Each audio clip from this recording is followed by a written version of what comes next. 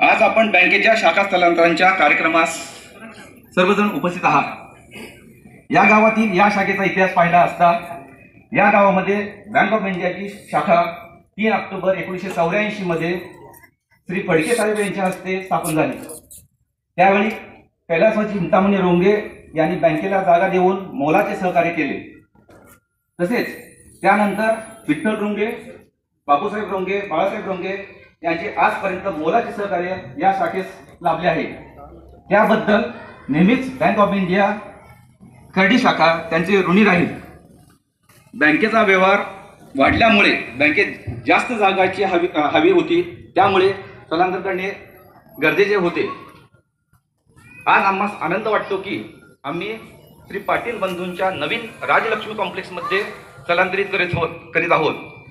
सदर जागेच्या उपलब्धतेसाठी यापूर्वीचे मॅनेजर श्री पवार साहेब यांचे मोलाचे सहकार्य लाभले।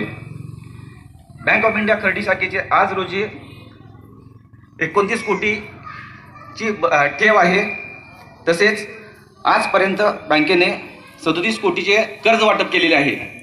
चालू वर्षामध्ये बँक ऑफ इंडिया शाखा खर्डीने 8 ते 10 कोटी कर्ज वाटप केलेले आहे। तसेच बँकेचे थकीत कर्ज जवळपास 7 कोटीच्या आसपास आहे।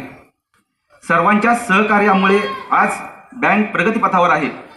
यापुढे आपल्या सर्वांच्या सहकार्याची अपेक्षा करून माझे मनोगत थांबतो। धन्यवाद पाटील साहेब। यानंतर